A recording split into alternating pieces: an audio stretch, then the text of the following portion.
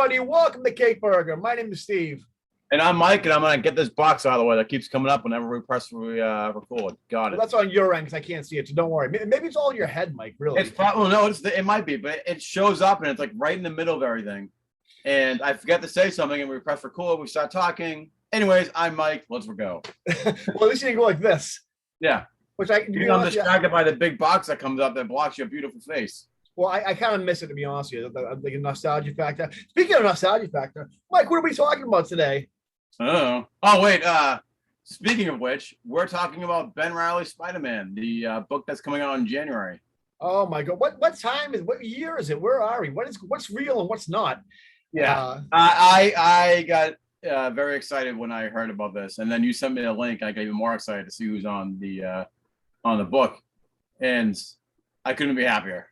For those of you not knowing what we're talking about, today it was announced out of nowhere. You probably know because you're going to look at the thumbnail and you're clicking on the video because obviously you're hyped about this.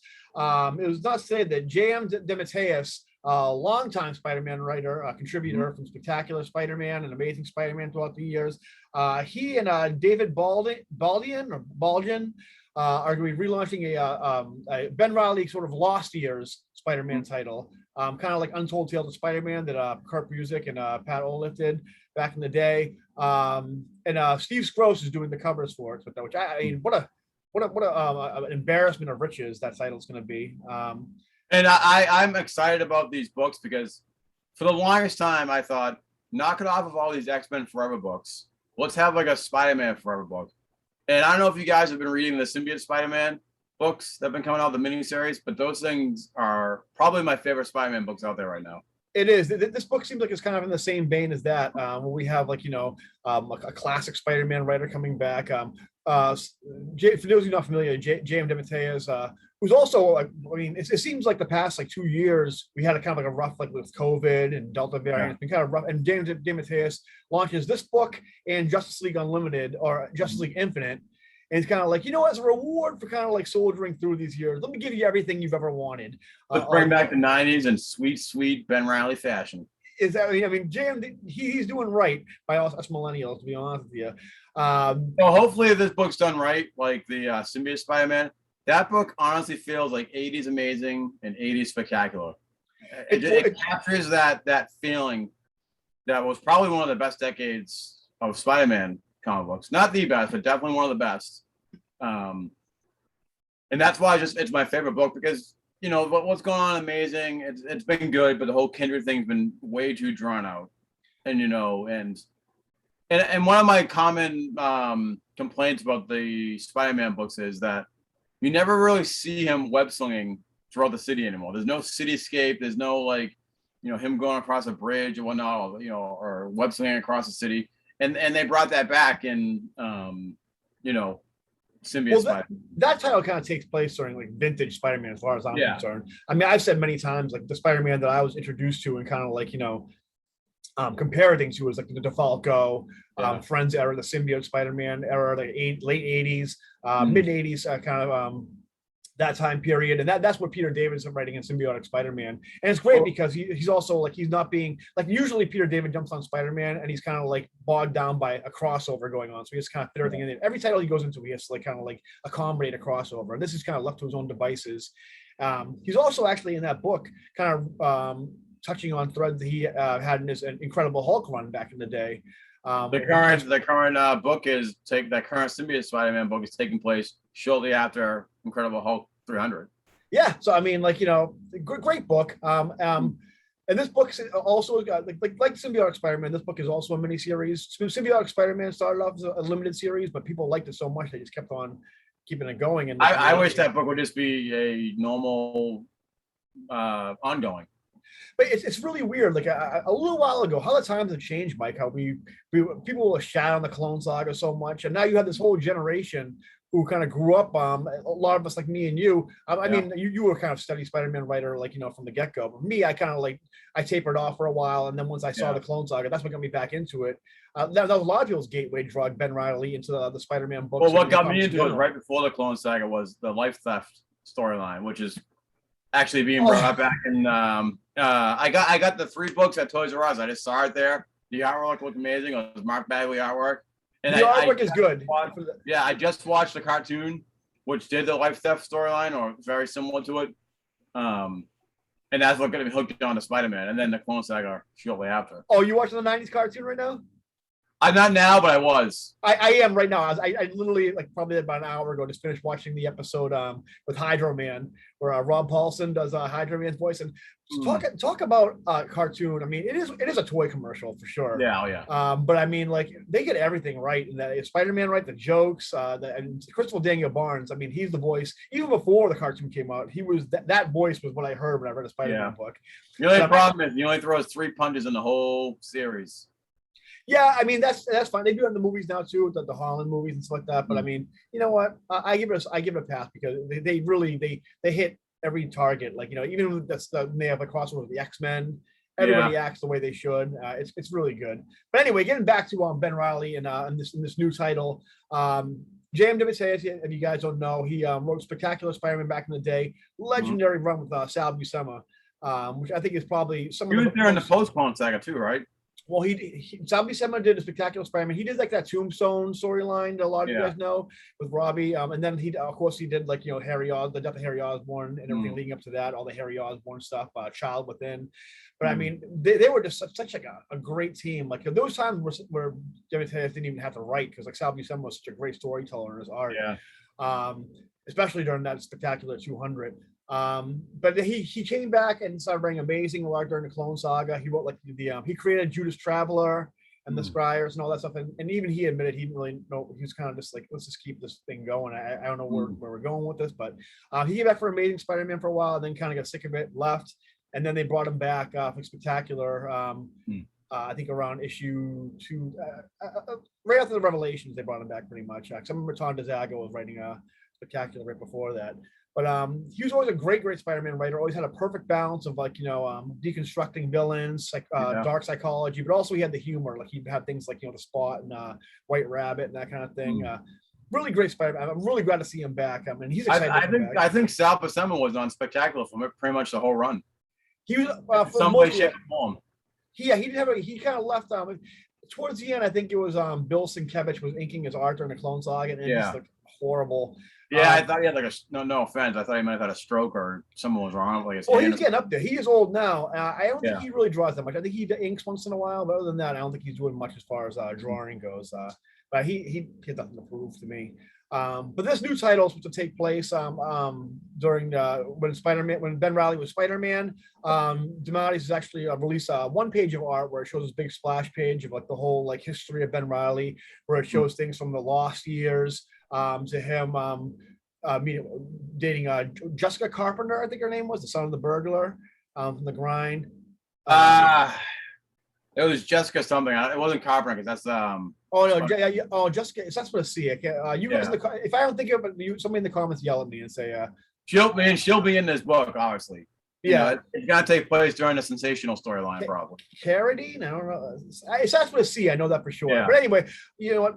Yell at me in the comments. Say, Steve, what kind of you're doing a Spider-Man podcast? What kind of Spider-Man you don't even know? But anyway, so I showed a bunch of glimpses from like his history and stuff like that. And the art looks really good.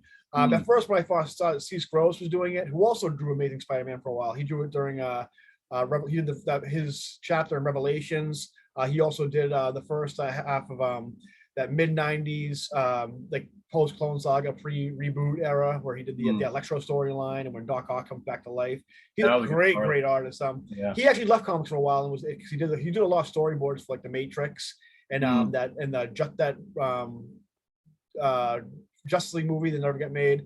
But he came back and he's a really, really good artist. I saw that cover and I was like, hell yes, Steve Gross back on Spider-Man. But we have a different what was his name, Dan Berdora or something like that.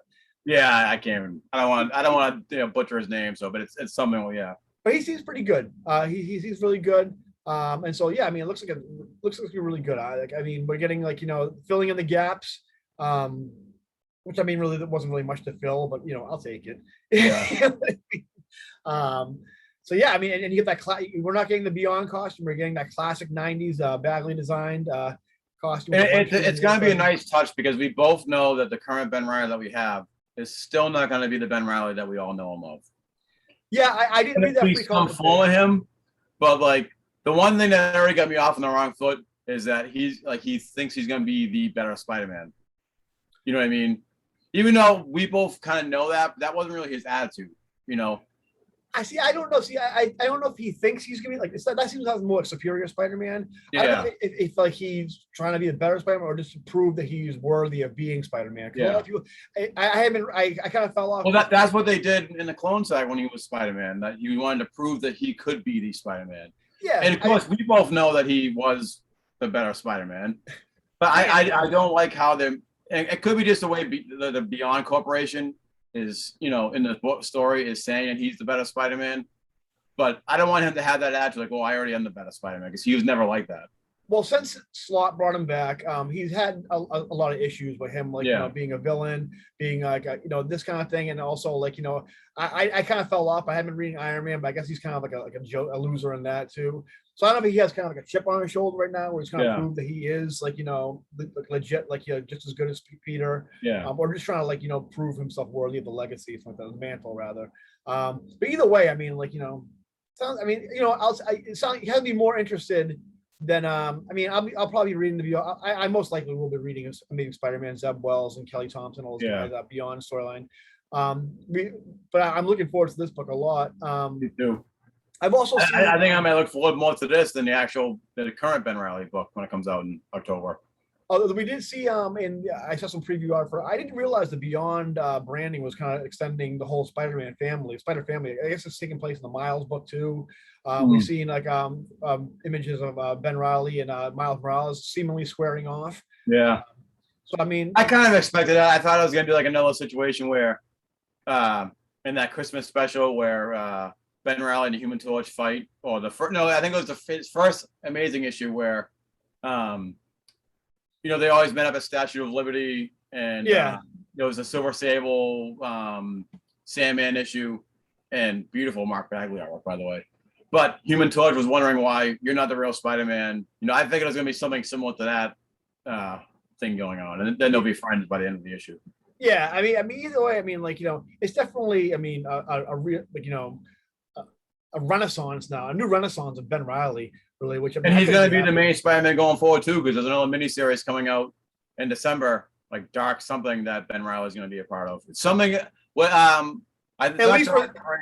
It's something that Kingpin's doing to take on the Heroes of New York, and he's getting the Thunderbolts to take him on, the new Thunderbolts. He'll at least be Spider-Man for the next 6 months until issue 900 of Amazing Spider-Man. So I mean, I mean, I'm glad to hear. Like I said, Ben Reilly was definitely he definitely pulled me back into the Spider-Man books for a good long while. I actually put a thing on the Instagram for the Cake Burger Instagram. It's kind of funny. I didn't realize that this has nothing to do with the DeMatties book, but how Ben Reilly's coming back in Amazing Spider-Man 75, not legacy number, but Amazing Spider-Man 75, and he also died in Peter Parker in 75. Yeah, I know that was planned. Did they do that on purpose, or did they actually? Was that by accident? Maybe. I mean, it was a coincidence, and I have a feeling more or less it might be a coincidence, not on purpose. It couldn't have been, because I don't think Nick Spencer was supposed to be off the book, so I'm pretty sure this happened. And I don't want to give Marvel too much credit anymore. Yeah. The only thing I'm hoping with the new Ben Reilly book, not so much the Lost Tales one that's coming out in January. I don't want it to be a whole droning session where every single opening page is like, well, I used to be Peter Parker or the clone, like they did during the clone books. Yeah. Don't do that for every issue. I'm sure they'll do that the first issue. Because I don't mind. Maybe the first story arc, that's fine, but they really kept doing that every single issue, and I'm like, oh, okay, that was I know why they were doing it, in case some random person who was reading Spider-Man in the 80s, they then picked it up now. Like, who the hell is this Spider-Man? I get that. And who completely aped that whole thing is I don't know if you ever watched a show where they go, my name's Barry Allen, and I'm the fastest man alive. Every goddamn episode they say that. It's the equivalent to the Navy and Ocarina of Time. Like, okay, I get it. I beat this game before. You don't need to keep telling me this shit.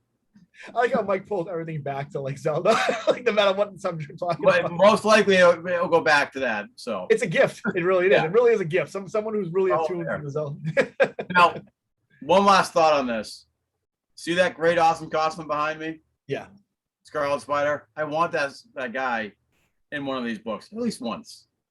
Well, it's not going to be in this book. This one book it fills in the gaps between, like, where Spider-Man was Ben Reilly Spider-Man. But don't get me wrong. I read that free comic book day one, and I was fit to be tired of it. I did not, but I didn't appreciate that at all. I didn't either. You're not starting things off on the right foot, Zeb Wells. I'm not mad at Ben Reilly, but I'm mad that dude that said, no, gross, thank you. Ben Reilly should be like, what? He said, maybe I'll just keep it. You know what I mean? Yeah. Like the Robin costume in Batman Forever, where he should have said, I think I'll just put this where it belongs. And he should have put it next to the Spider-Man costume. Yeah. But yeah, I mean, one thing I'm looking for, I hope we see, what's her name? Carolyn Trainer as Dr. Octopus.